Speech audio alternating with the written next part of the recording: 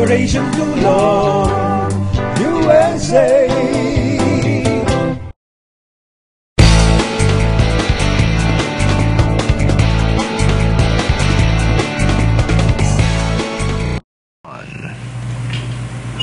Mabuhay kayong lahat, mga ka-OFW at mga ka-Pilipino. Bago tayo magtungo sa lahat ng ating gawain, sa lahat ng ating pupuntahan at sa lahat ng ating pagsisilbihan ngayong araw na ito, ay nais kong itungo muna ang ating mga ulo at tayo'y manalangin. Aming Panginoon tagapagligtas, ngayon ay nagpapasimula kami ng panibagong araw. Kami na iyong nilikha sa amang naroroon. Hipuin mo kami sa iyong kabanalan upang ito ang aming kalasag sa buong maghapon. Ngayon ay oras ng pagmumuni-muni. Ang masama ay aming iwawaksi at aming pupulutin ang mabuti. Amen. Mga ka-Pilipino, kumusta po kayo? At bago tayo magtungo sa iba't ibang mga kaganapan, ay nais kong pasyalan muna ang ating bansang Pilipinas. Nasaan bang ating bansang Pilipinas? Tingnan natin ang mapa ng ating bansang Pilipinas para sa ganoon sa mga kayo naroon. At least makikita po natin ang ating minamahal na bansang Sinilangan. Yan po ang ating bansa, ang minamahal nating bansang Pilipinas. Wow, kagandang tingnan, ano? Isipin ninyo yan. Luzon, Visayas at Mindanao. Diyan po tayo galing, mga ka-Pilipino. Ako ay galing sa Luzon. Marami ang galing sa Visayas at marami ang galing sa Mindanao. Luzon, Visayas at Mindanao. Kamusta po kayong lahat? Yung mga nasa iba't ibang bahagi ng mundo, ipinaabot ko ang aking pangumusta, ipinaabot ko ang aking pakikisa sa inyong pagiging homesick. Ipinaabot ko ang aking pakikisa sa inyong pagpupunyagi na magkaroon ng magandang kinabukasan para may uwi sa ating bansang Pilipinas nang mapaunlad ang ating bansa. Kaya ako ay natutuwa dahil at least kahit na papano ay pinaglalapit tayo ng Utusa.tv. Ngayon, napasalan natin ang ating bansang Pilipinas. Nagpunta tayo sa Luzon, nagpunta tayo sa Visayas, nagpunta tayo sa Mindanao. Ngayon ay puntahan naman natin ang kabuuan ng mga nagpapatakbo sa ating bansang Pilipinas. Saan matatagpuan? Mga ka-Pilipino, ayoko nang puntahan pa, pero gusto kong banggitin saan tayo dapat pumunta. Mga ka-Pilipino, dapat tayo pumunta sa Malacanang. Malacanang, sapagkat ang Malacanang, doon nang gagaling ang ama ng bansang Pilipinas. Alamin natin kung anong ginagawa ng ama ng bansa ng ating bansang Pilipinas. Sana ay nauukol ang kanyang panahon sa 8%, let's say, how many percent? 10%. Kung 10%, that is 8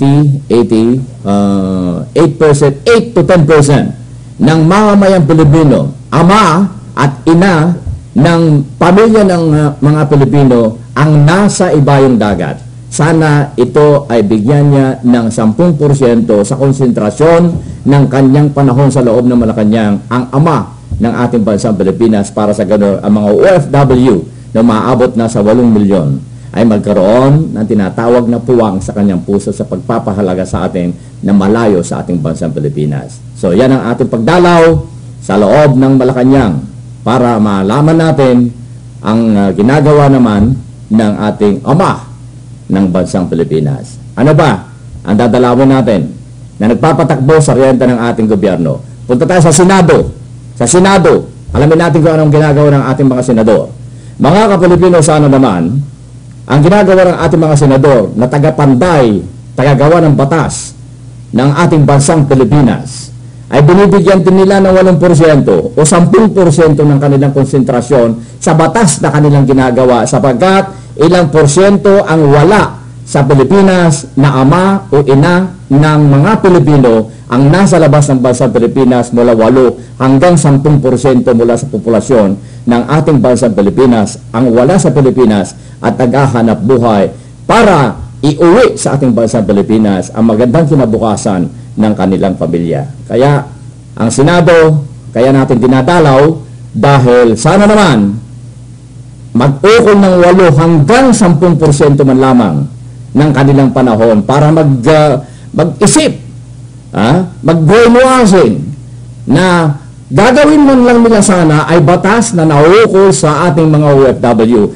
Tingnan natin, kung mayroong 8 o 10% ng mga batas o bill na inilalabas ng mga senador ng ating bansang Pilipinas. So dumalaw tayo at kumatok sa pintuan ng kanilang mga puso na sana ang kanilang gagawin nilang batas o panukalang batas ay naukol lamang sana sa 8% ng kanilang panahon na uukol sa mga OFW.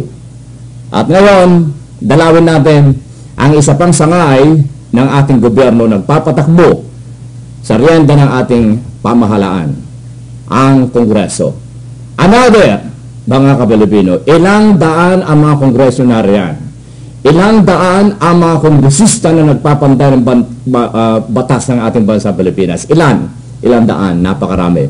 Sana naman yung humigit kumulang sa 400 na mga kongresista na nasa kanilang mga luklukan dyan sa Kongreso ay mag-ukol ng 8% ng kanilang panahon para pag-ukulan ng pansin na gumawa ng batas na nauukol sa kalagayan ng mga OFW na mga ina, mga ama na napalayo sa kanilang mga mahal sa buhay para maghanap buhay sa iba't ibang dako ng daigdig para makapag-uwi lamang ng magandang kinabukasan sa kanilang pamilya.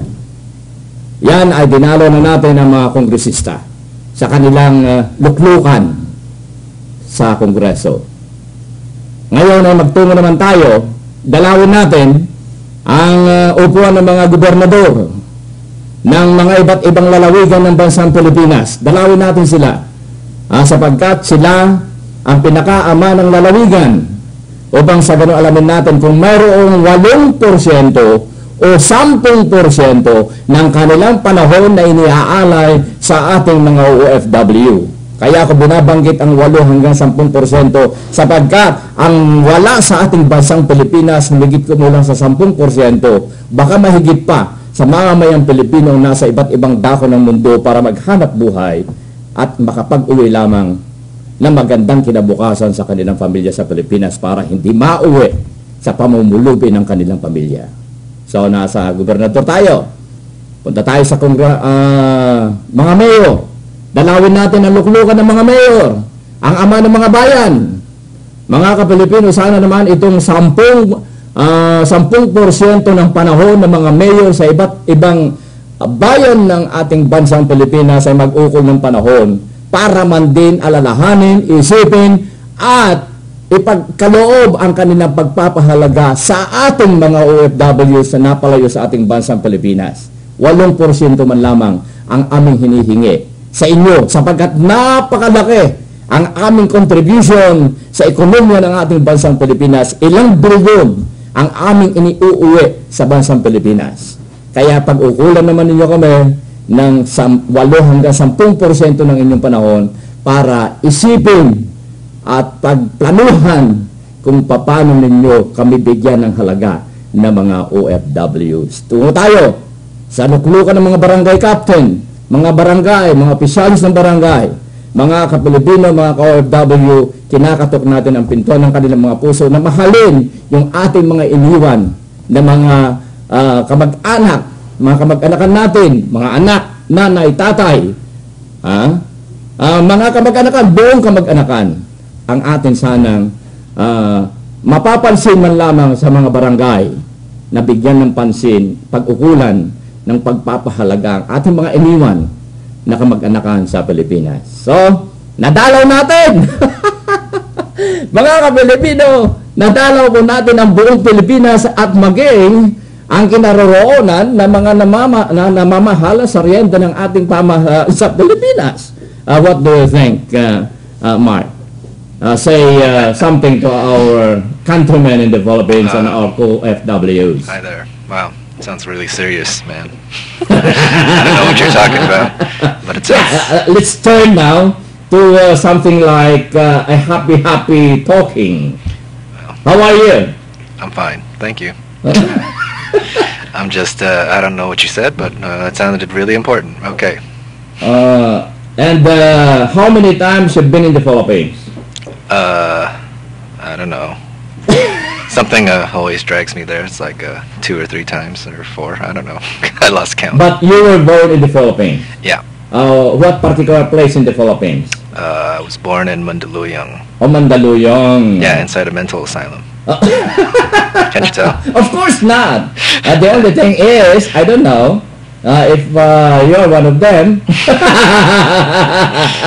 Well, you never know. Just look into my eyes. Now they can see me. Oh, one of these days I'm going to request you a song. Will that be okay? Bring your guitar. Will that be okay? I can't produce the show and play the guitar at the same time. That's like impossible. No, I'm gonna be the one to take care of our of everything, the camera and the mic and everything. I don't think that'll work. I'm pretty sure it won't. Okay. Just have other people. All right. That's Mark Dehanco, my producer, my director, and now my co-anchor. Okay. So, mga kapalibin at mga ka-OFW, matapos nating dalawin ang iba't ibang dako ng ating bansang Pilipinas, Luzon, Visayas at Mindanao, yan din ang mga iba't ibang lukluhan na mga namamahala sa riyenda ng ating gobyerno, tayo magtungo na sa main base ng ating Facebook, ng ating utusa.tv. Punta tayo sa ating home base. Ito ngayon ang ating home base, utusa.tv. Babasahin ko sa inyo doon sa palakhan ko para sa ganun mabasa natin.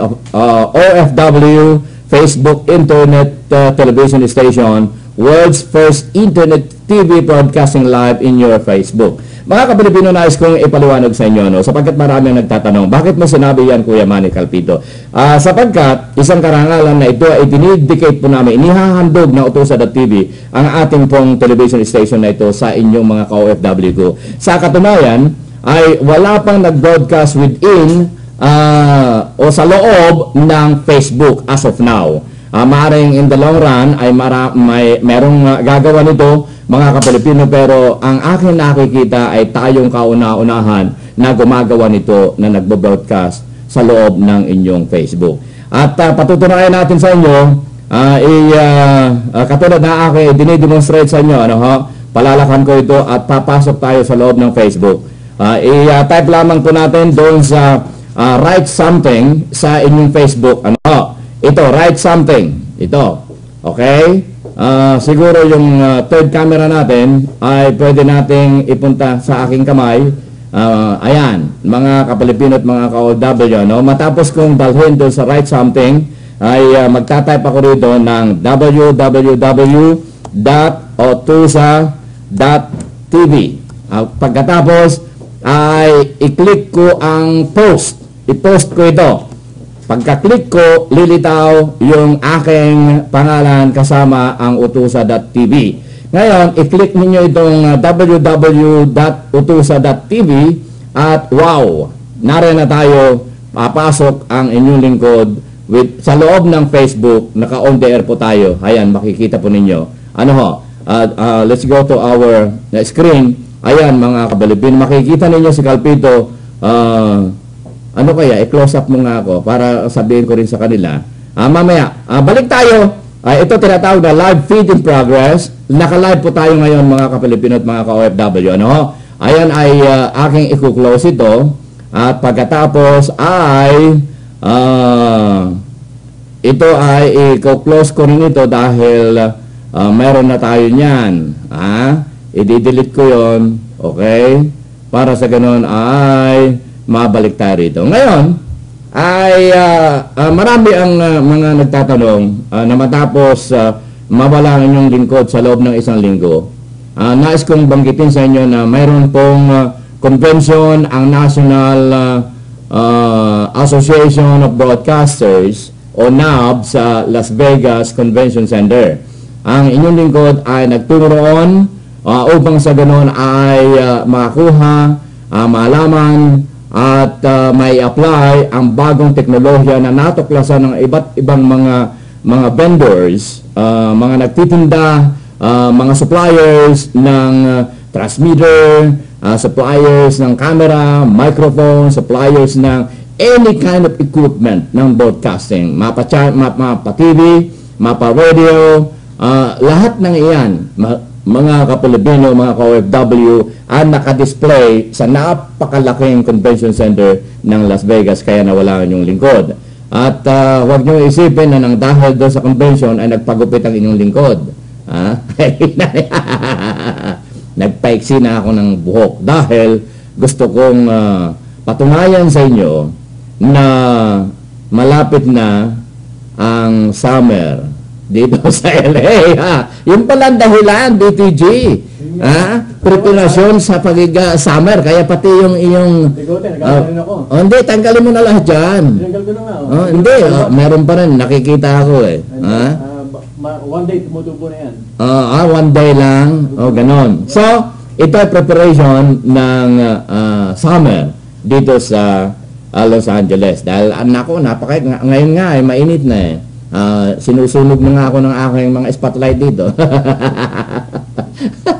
Kaya huwag kayong magtaka kung bakit nagpaiksi ng buhok ang inyong lingkod. Hindi dahil sa anuman, kundi ito ay natural na mag-prepare din tayo sa medyo mainit at nang sa ganun ay iayos din ang ating pakikisalamuha sa ating environment. Yan ay bahagi ng ating preparasyon. Ngayon, ay merong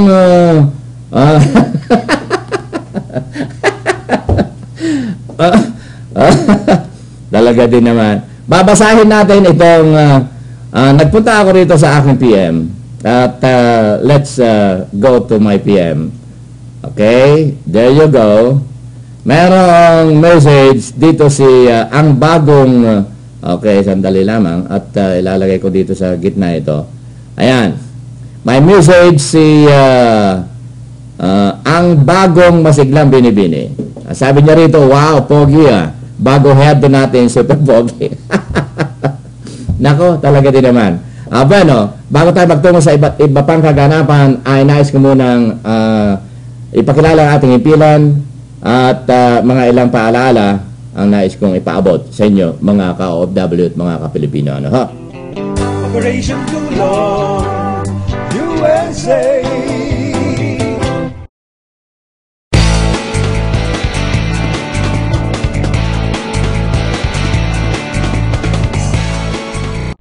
Hello, we are the Mum Group.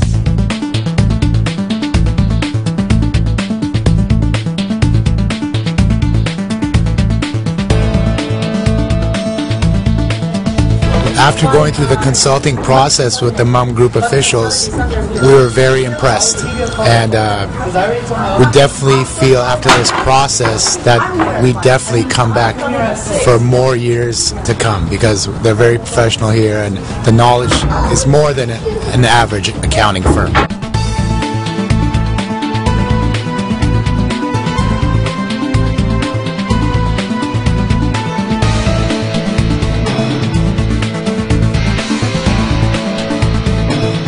Right now, actually, we are good with the IRS. Everything is perfect. I was like 2 years ago, or 3 years ago, when we just came, and we're done. That's perfect. So we are out of that with the IRS. And I'm still going to continue using their services because I'm happy about it. They have great service, and Marvin's great.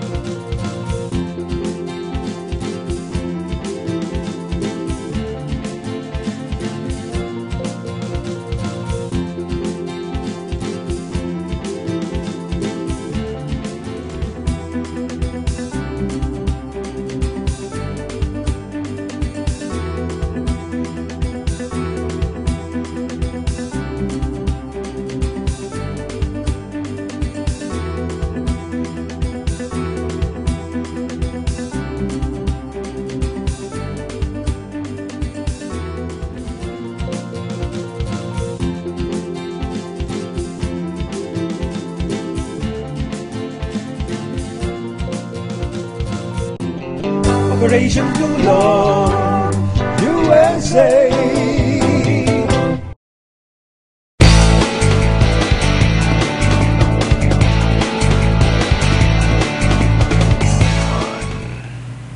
Ngayon ay bibiglayin ko itong mga kamag-anakan ni ang bago masiglang binibini. Ito ay babatiin natin yung kanyang mga kamag-anakan na nasa iba't ibang bahagi ng mundo. Dahil alam niyo, mayroon din tayong portion dito na pagbati. Kaya babatiin natin, babatiin ko itong mga nasa iba't ibang bahagi ng mundo na kamag-anakan ni ang bagong masiglang binibini.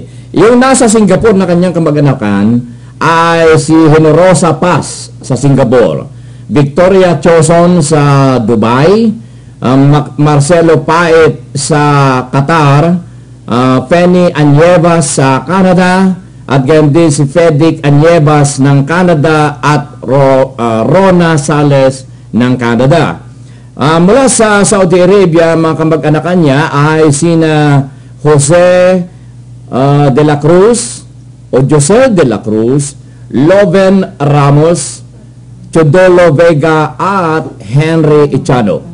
Sa Italy ay si Vic Mariano at dito sa USA ay si Josephine Mariano.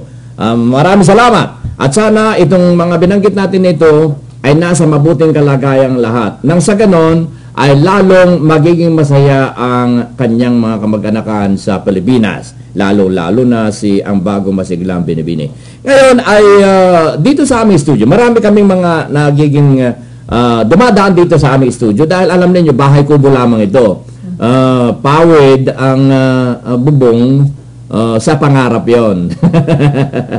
Kaya iniimbitahan natin isa-isa para kumustahin. Dahil nalulungkot din ang inyong lingkod na mag-isa rin eh. Di ba? Mahirap din yun. Kaya meron tayong bisita rito at tatawagin natin ang pangalan ay si Miss Shirley Goodwin. Yan. Alin po kayo din eh. At kayo aking kukumustahin. Yan. Okay. Yan. Kumusta po kayo? Mabuti naman po. Tawagin ko na lamang kayong Shirley, ano? Opo. At tawagin na lamang ninyo akong Obama. Manny pala. Okay, Manny. Nabigla ako. Baka maging presidente kayo ng US, Okay. Isang karangalan na kayo po ay napadaan dito sa ating studio. Taga saan po kayo dito sa Amerika? Lumapit po kayo ng kaunti. Yan. Hindi ko kayo tutuklawin. Northridge, California. Nasa Northridge. Northridge. Northridge. Lugar na mayaman yan hindi naman. Pwede ba ampunin ninyo ako? Ilang taon na po kayo sa Amerika? 12 years na po. 12 years. Ano po ang nung kayo dumating dito ay siyempre ito ay chismisan na kayo po ay anong una niyong trabaho? Naging telemarketer po ako bago po sumunod noon. Kumuha ako ng exam sa real estate. Kaya pagkatapos noon, naging realtor na po ako ngayon. Para kayo si Trump, ano? Po. Idolo ba ninyo si Trump? Siyempre. Talaga ba naman so, telemarketing ng anong kumpanya? Window company po. Yung California Deluxe Windows. Ilang taon kayo ron? 2 taon mo. Then, nag-real estate na kayo na hanggang ngayon. Opo.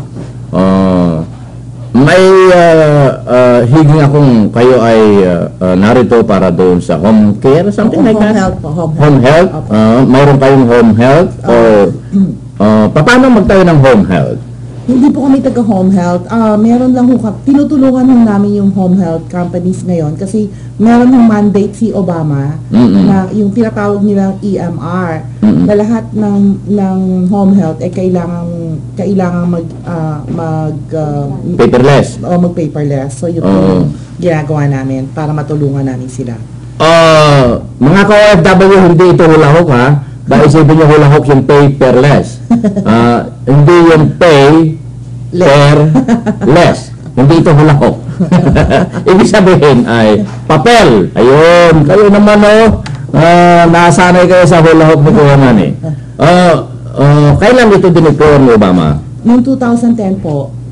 At binibigyan lamang sila ng hanggang 2014 para i-follow nila yung mandate. Kung hindi, ipifinalize po yung mga home health na hindi.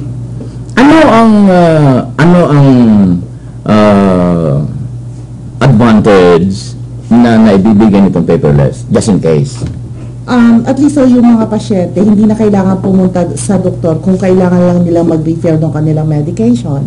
At lahat po ay bibigyan sila ng code ng kanilang doktor para mapasok nila yung ano ba yung tawag doon, yung kanilang history ng kanilang medical na sakit or something. So hindi na sila kailangan pang pumunta ron para humingi ng reseta ulit. Opo. So yung mga na-eliminate. That is correct. Time and the receipt paper. That is correct. Ayun. Bukod tangi, ano pa ang advantage na ibibigay? Napakarami pong advantage. Ang minandate nga ho yan ni Obama to lessen the tapos nagbibigay din siya ng parang tulong kasi sa mga home health, ng mga incentives, nagbibigay din siya para incentive nito, isa sa mga incentives po niya yan. Ayun.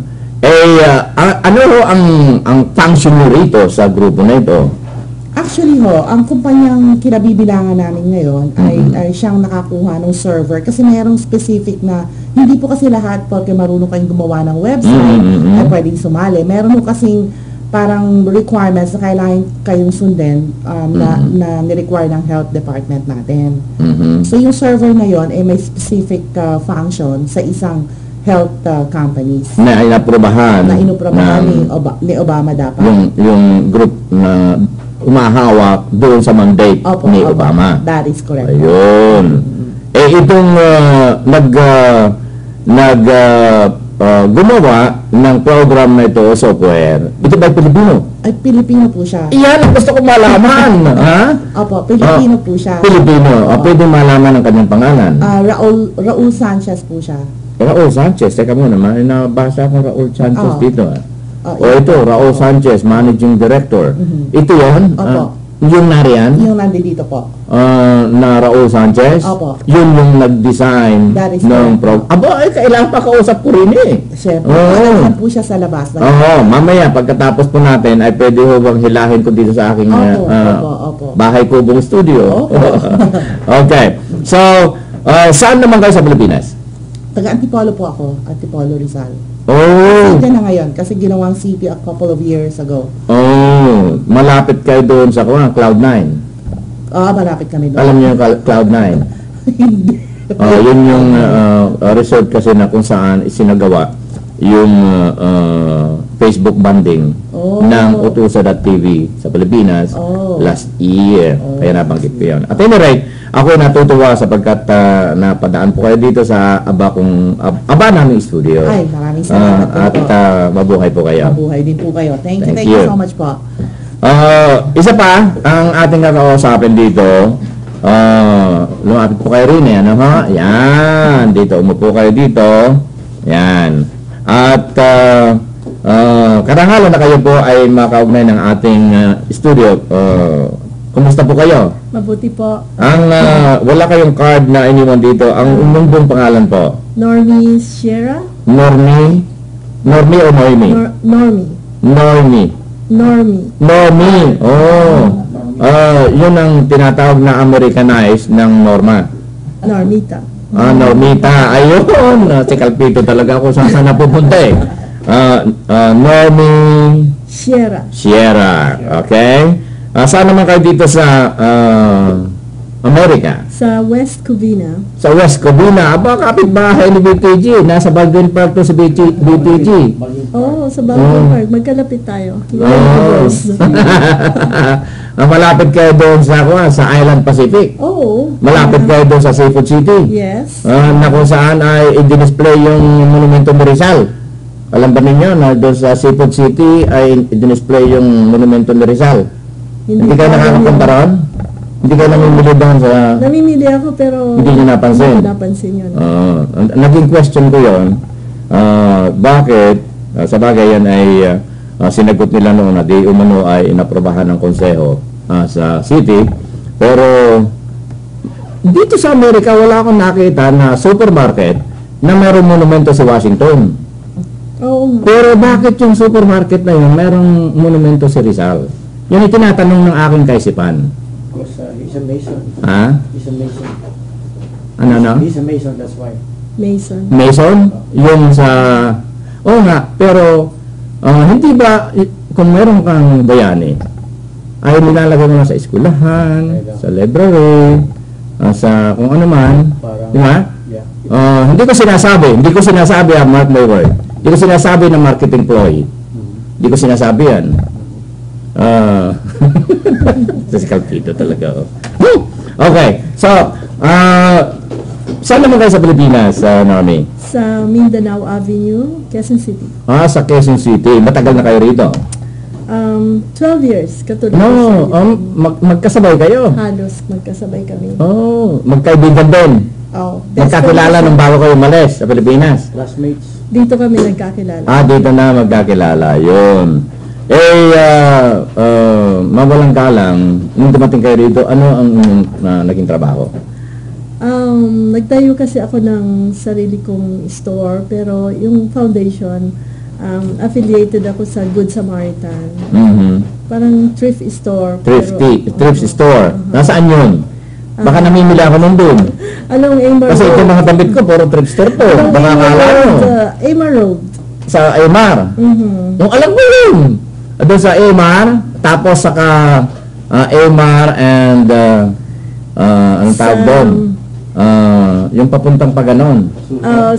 Asusa and Amar and Del Valle. Kasi dati, lumipat-lipat. doon ko binili yung sapatos ko. So,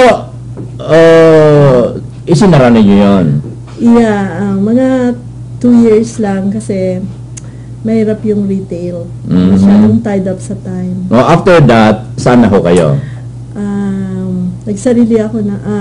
Ito, chismisan na ito, ha? Medyo, Kasi kung hindi tayo mag-chismis, hindi tayo medyo magkakapuntahan. buy and sell ng mga jewelries. Okay. Hanggang ngayon? Hanggang ngayon pa rin, pautangan pero ho ninyo. concentrated ako ngayon sa insurance at saka sa real estate. Sa real estate, ayun. Pero more on insurance ako ngayon. Ngayon, sa inyong pananatili sa Amerika, dahil kayo ay bata pa, ano yung nakikita sa loob ng 3 taon ng inyong buhay dito sa Amerika? Trabaho ng trabaho dito sa Amerika eh. Trabaho lang ng trabaho. Oo. Masarap pa rin ang buhay sa Philippines kung may business doon at saka may pera. Pero nandito lahat ang opportunities kung masipag ka. Yun, ang nakita ko dito. Ang daming opportunities dito sa Amerika. Ano ang problema sa Pilipinas? Bakit walang opportunity? Kulang tayo ng mga taong parang sila yung mag-uumpisa ng magpapatayo ng mga... Hindi, kulang tayo ng mga resources Sa na number Pilipinas. 1 sa atin. 8 milyon tayo rito dahil binibilang ko na OFW ako. Pwede rin siguro ibilang ko kayo na OFW. Dahil umalis tayo sa ating bansa Pilipinas. Overseas, the word overseas, Filipino worker. Okay. So, OFW tayo. Bilang overseas Filipino worker, sasabihin ko na yun, ano? Dahil marami kasi ayaw nila tanggapin OFW sila eh. Ang sasabihin nila, no, I am a citizen, I am green card holder. Mga ganon. Pero para sa akin, ako ay ilang taon na ako sa Amerika? 30 years na ako sa Amerika. O 29 years. Pero OFW ako. Ngayon, bilang damdamin ng OFW o napawalay sa ating bansang Pilipinas, ano ang inyong masasabi na dapat gawin ng ating bansa para hindi na tayo umalis? Dapat sufficient yung mga pagtrabaho. Mhm. Mayroong pagtatrabahuan. Yun ang dapat pagtuunan ng gobyerno natin eh. Kulang kasi yung mga taong nagbibigay ng attention doon, mga politicians natin. Kadalasan kasi na-overlook nila yung pangangailangan ng job, opportunities for, lalo na sa mga sa atin na mahirap. Okay. So, isa ang damdamin ng mga nauliligan ko sa mga napalayo sa ating bansang Pilipinas, walang mapasok ang trabaho. Ang alam ko sa Pilipinas ay maging politiko ka para yumaman ka. Sana mo yun, mabawasan ng negosyo na ngayon Negosyo na ngayon ang politics Kinakalabamuhunan ka ng milyon para sumweldo ka rin ng milyon. Yeah. Okay, maraming salamat po sa inyong Thank you very much. dalaw sa aking studio. Pwede bang makausap ko si Raul? Yes. Yung nag-invento ng software na ito. Isang karangalan, At natutuwa ako dahil nakakatas tayo ng mga ilang mahalagang impormasyon, damdamin ng isang Pilipina na napalayo sa ating bansang Pilipinas. Yan ang aking sinasabi, na damdamin nagmumula sa kanila na dapat natin malaman at bigyan ng pansin ng ating mga nasa Malacanang, nasa Senado, nasa Kongreso, nasa luklukan ng Kapitolyo, yung gobernador, yung mga mayor sa mga bayan-bayan, bigyan nyo ng pansin. 8% man lamang ng inyong pansin ang ipagkaloob araw-araw sa aming mga OFWs dito, para sa gano'n sa mga susunod pang henerasyon ay hindi na mga tao ang inyong i-export, sa halip ay produkto. Yan ang aking panawagan. Ayan. Okay, mga ilang paalala at nais kong ipaabot ang pagpapakilala sa ating himpilan, mga ka-Pilipino at ka-OFW. Operation Tulong USA.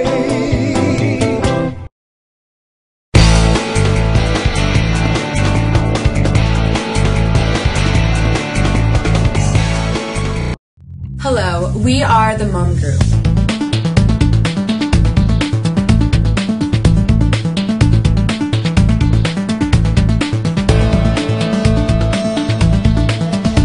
After going through the consulting process with the Mum Group officials, we were very impressed, and we definitely feel after this process that we definitely come back for more years to come, because they're very professional here and the knowledge is more than an average accounting firm.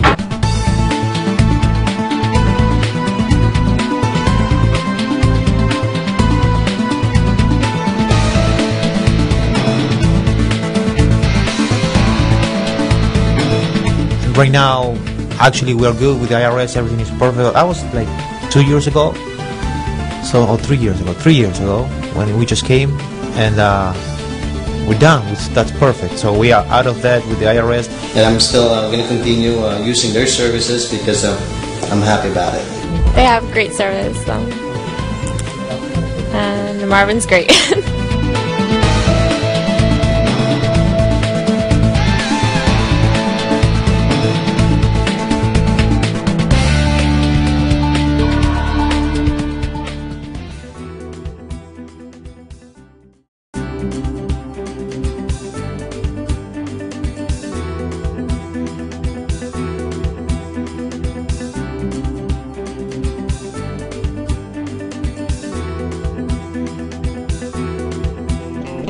Operation Tulong USA.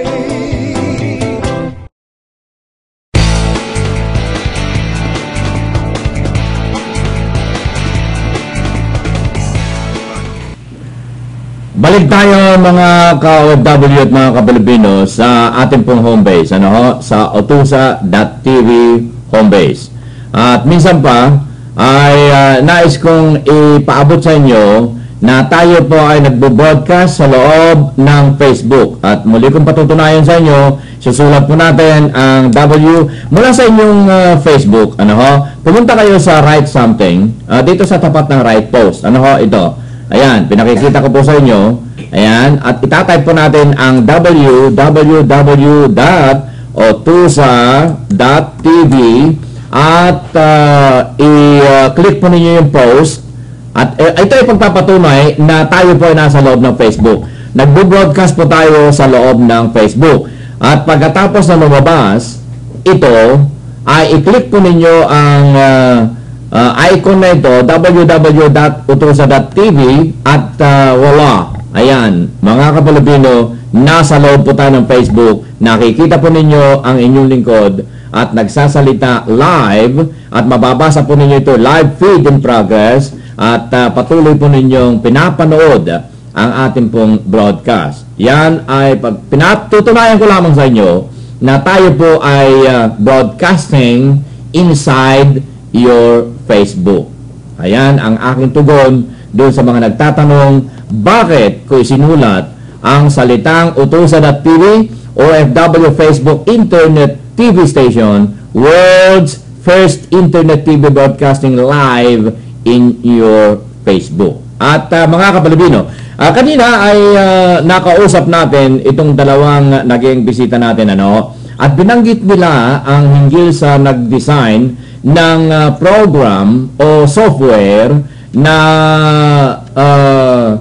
in correlation with President Obama's mandate. Alamin natin at bisita po natin si Ginoong Raul Sanchez, ang Managing Editor ng TAS Systems Incorporated. Umupo po kayo dito sa aking tabi, Mr. Sanchez. Yan po. Yan. At welcome to our show.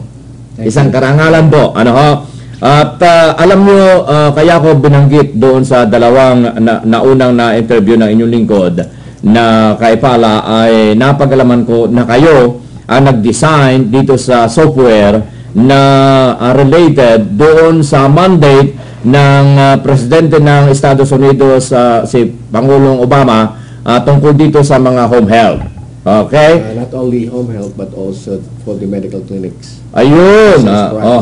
Ilapit lang po natin ng kaunti. Yan. Para sa ganun ay lalong mapanood po kayo ng ating mga taga Saudi Arabia, taga Dubai, taga Canada, iba't ibang bahagi ng mundo. 40 bansa ang nanonood po sa atin ngayon. At yan po ay nakukuha ko sa software na ginagamit po namin na bagamat walang naka-indicated kung ilan ang nanonood sa iba't ibang bansa, subalit the 40 countries alone na in-report dito na nanonood ngayon ay isa ng karangalan ng Utusa.tv. So, magtungo po tayo dito sa kailan po ibinigay ni Pangulong Obama ang mandate nito? It was 2010.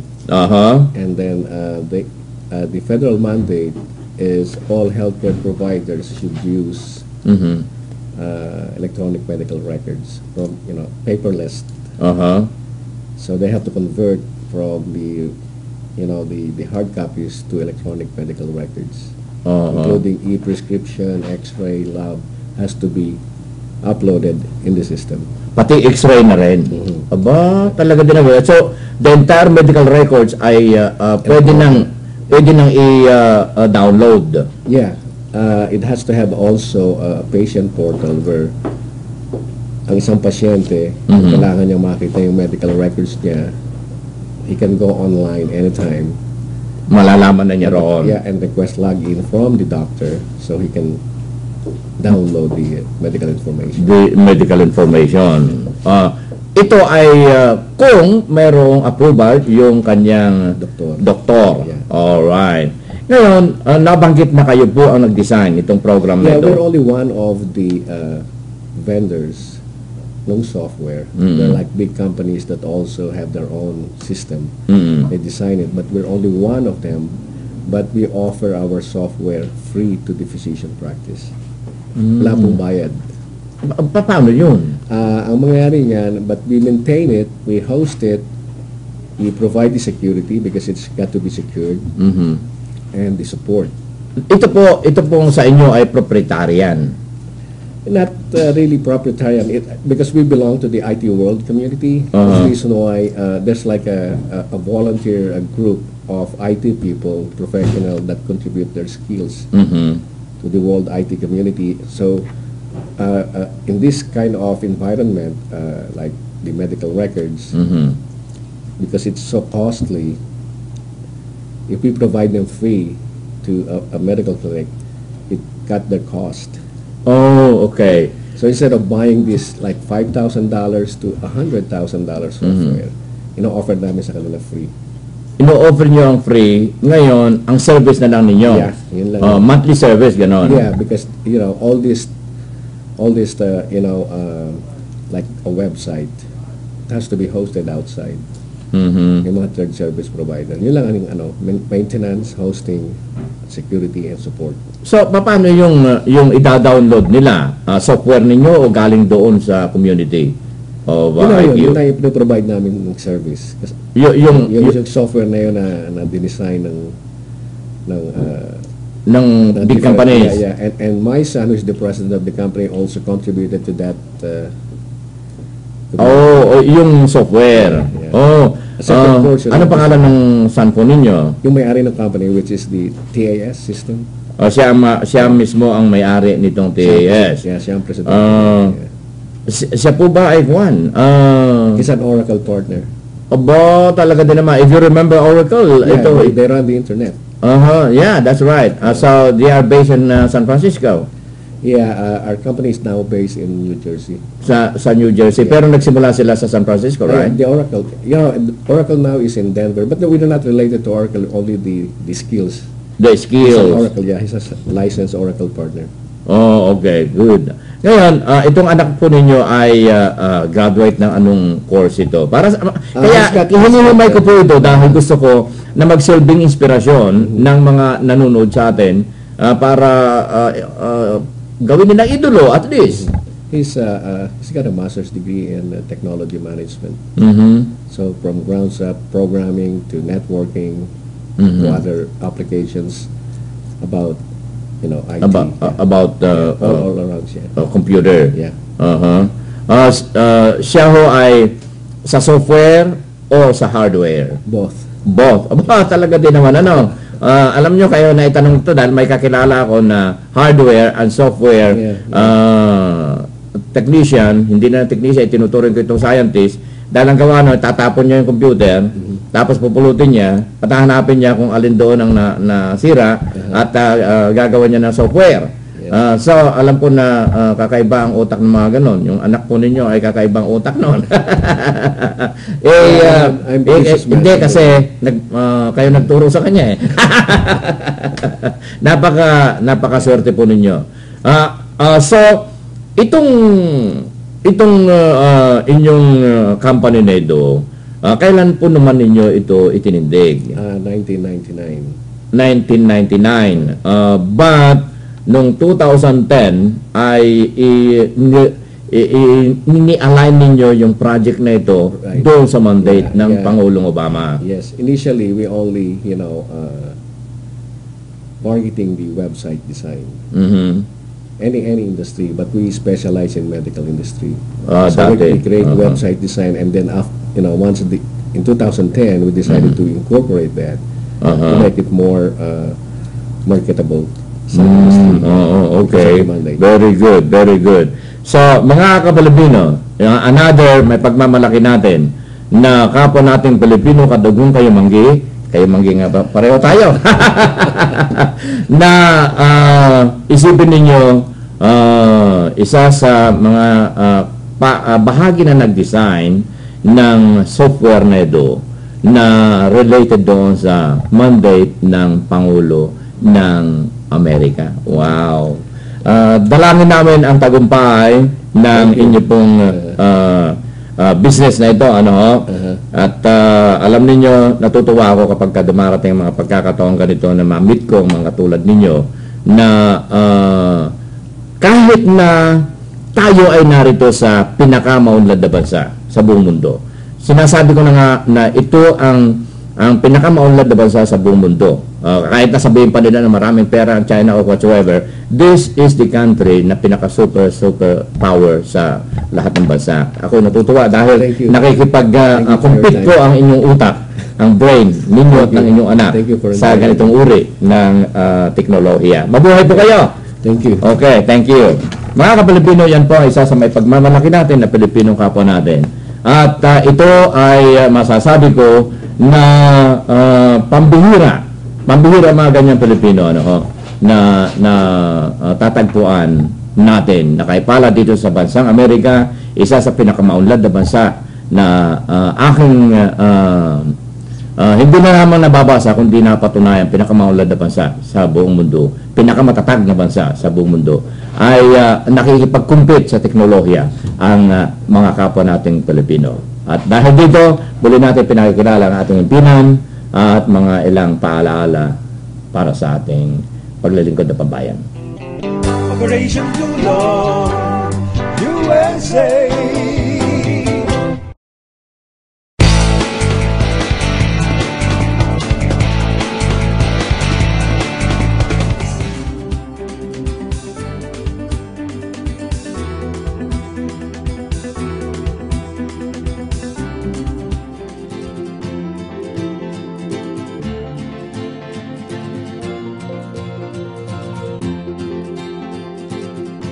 Hello, we are the Mum Group.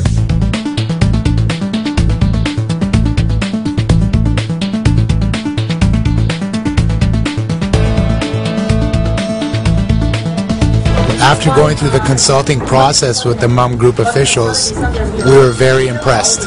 And we definitely feel after this process that we definitely come back for more years to come because they're very professional here and the knowledge is more than an average accounting firm.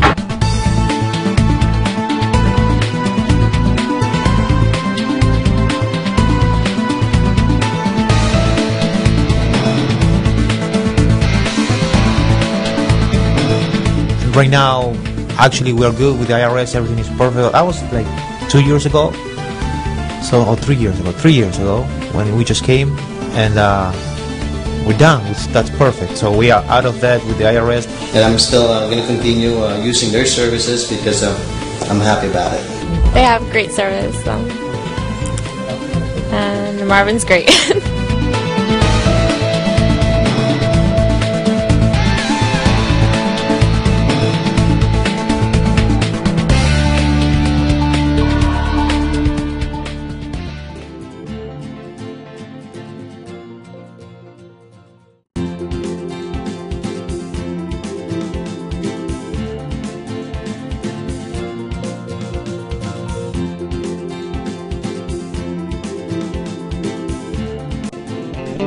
Operation Tulong USA.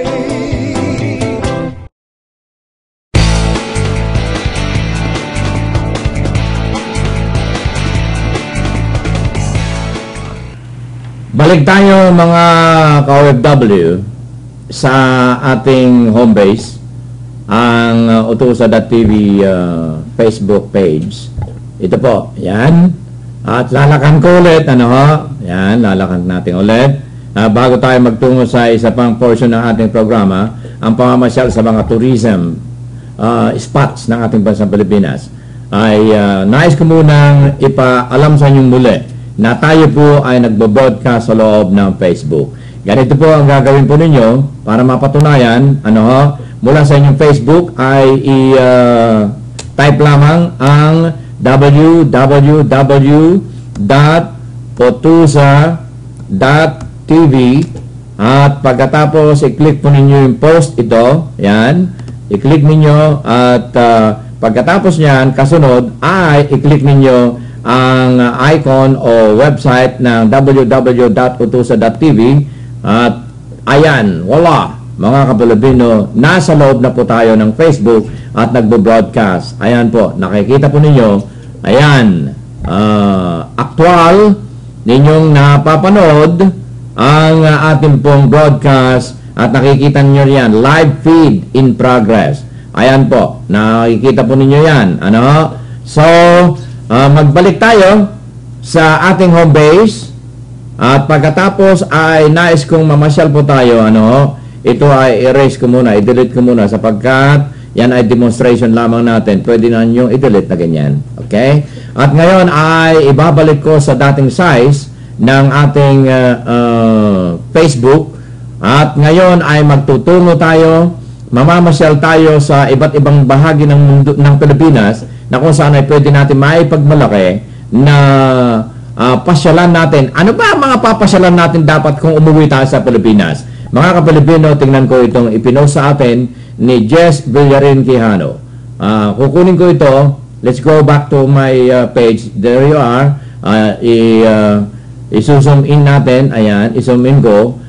Dito ay nakita ko sa aking notification ang ipinost ni kaibigang Jess Villarin Quijano ng City of Waterfalls. Ayan, mga ka-Pilipino, at pasalan natin ito, no? Ito yung ipinost sa atin ni Jess Villarin Quijano. Tingnan natin, mga ka-Pilipino at mga ka-OFW, palakan ko. Ito ay, nakikita po ninyo yan, kaganda, kagandang ilog. Ilog na mayroong lamesa na naroon sa gitna ng ilog. Wow! At may mga upuan, at dito ay kaganda mag-picnic din eh. Nakita ninyo, mayroong isang mama doon, ayun, nakaupo doon, kung yata ito nakabomba yata ito. Wag kong isusum in yun. Delikado. Basahin natin ito. Ito yung sinulat ni kaibigan Jess Villarin Quijano. Magsulat muna tayo dito sa kanyang Facebook. Ayan. Tingnan natin, ha. Ayan, dito tayo. Tingnan natin dito. Okay. Magsulat muna tayo. Nasaan na yung dapat kong isulat dito? Bakit hindi ako makaabot hanggang doon sa ilalim nito? Lakhan siguro natin. Pero bakit hindi ako makaabot doon sa pagsusulatan? Anyway, itong kanyang isinulat. Okay? Ito ay matatagpuan sa Mimbalot Falls sa Barangay Buruon, Iligan City, Philippines. Nakasaad dito, picnic tables are available for those who simply want to wade and enjoy a quiet scenery and listen to the melodious chirping of birds. Tweet, tweet, tweet, tweet, tweet, tweet, tweet, tweet. Mag-like tayo dito, mga ka-Pilipino. Ayan. Nag-like na pala ako dito. Maglagay tayo ng comment. Nasaan ko ilalagay itong comment dito? Saan ko ilalagay? Bakit hindi ako makapasok doon sa pagsusulatan ko ng baka kailangan ito liitan ko. Ayun, kailangan palang liitan. Para sa ganon ay may pasok ko yung aking comment. Ayun! Kapag malaki pala ay hindi maisulat yung aking comment. So, ang comment natin dito ay ito. Okay? Lagyan natin ito ng comment. Otusa.tv. Okay. Visited you here at anong oras na? 4:07 p.m. Los Angeles time.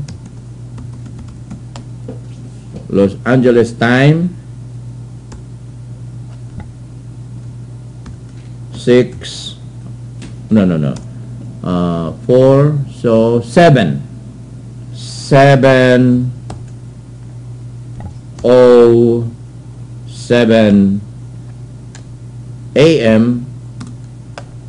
Manila time. Ayan. And broadcast live your comment and description on this scenery is wonderful of this unique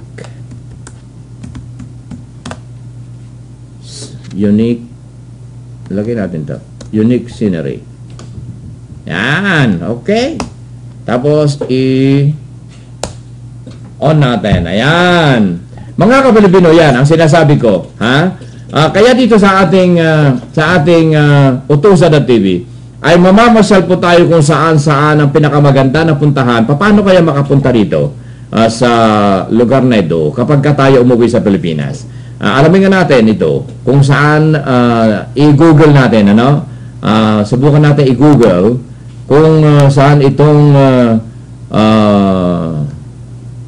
nasaan na yun? Bakit? Okay. Barangay ano ba itong napupunta lahat doon, ha? Okay. Paano ba isulat ito? Yan. Mim balot, paano pupuntahan ito? Ha? Falls. Alam niyo, napakaraming mga falls sa totoo lang. Doon nga matatagpuan yung yung Maria Cristina Falls. Ha? Alam ba niyo 'yan? Oh, alam ko na alam niyo. Sa Iligan City matatagpuan 'yun. Ha? Iligan City. Kayo naman alam ko na alam niyo. Ayan. Mimbalot Falls. Ito. Ayan Okay. Wow, kaganda. Tingnan niyo Mimbalot Falls. Buruan. Okay, sige. Sandali ha. At sisimulan natin. Pakinggan natin to. I'm going to play it.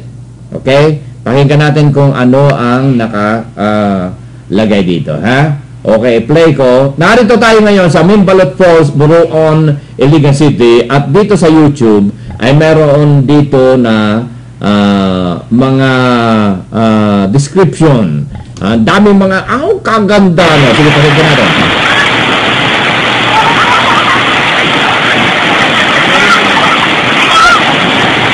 Diba?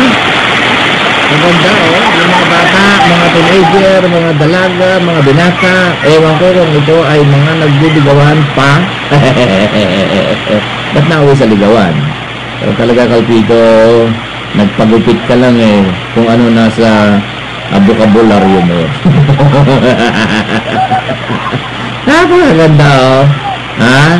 Tingnan ninyo. Sabi ko nga sa inyo, marami tayong mapupuntahan dito. Yan. Ang usapan nila ay Cebuano. Ayan ang naririnig ko rito. Okay? So, yan mga Kapilipino ay bahagi ng pamamasyal natin dito po sa ating himpilan. Yan ang sabi ko sa iyo. Okay. At mga ilang paalala muna habang iniaayos ko yung ating signal mula doon sa YouTube na yon. Okay? Maraming salamat po. Operation Tulong USA.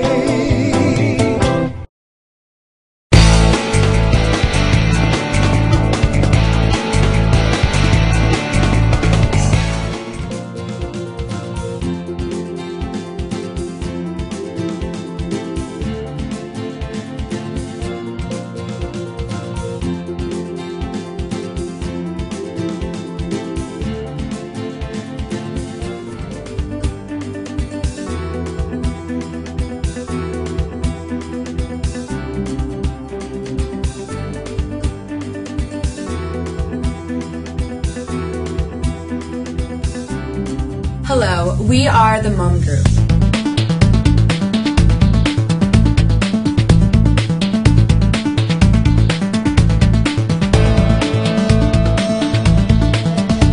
After going through the consulting process with the Mum Group officials, we were very impressed. And we definitely feel after this process that we definitely come back for more years to come, because they're very professional here and the knowledge is more than an average accounting firm.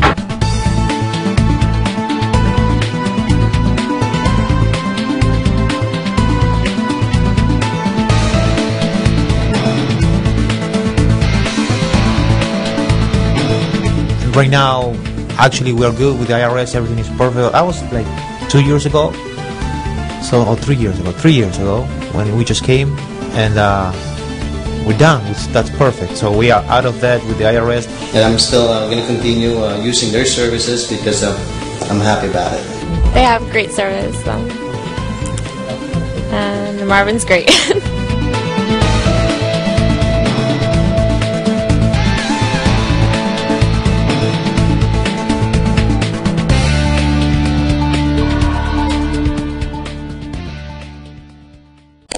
Hello, we are the Operation Tulong USA.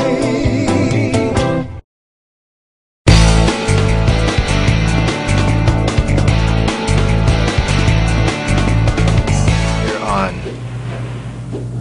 Okay, mga kabalabino at mga ka-OFW, pansamantala po tayong magpapaalam at sa mga ilang oras ay muling magbabalik ang ating live broadcast upang sa ganun pagpatuloy po natin ang pamamasyal sa iba't ibang bahagi ng Pilipinas, ang ating pong pangalampag sa mga namumuno sa renta ng ating gobyerno at ang pagpapahalaga sa ating mga ka-OFW at mga ka-Pilipino at pagbibigay galang sa lahat ng ating mga ka-OFW sa iba't ibang bahagi ng mundo. At dahil sa ang ating oras ay sadyang napakahalaga para sa inyo, pansamantala nagpapaalam ang inyong lingkod, kaagapay sa hirap at ginhawa. Nag-iiwan ng pagkain kaisipan ng utang na loob ay hindi dapat nabayaran, sa halip ito ay pasa. Ang inyong Kuya Manny Calpito po, nagsasabing salamat at mabuhay. Operation Tulong USA.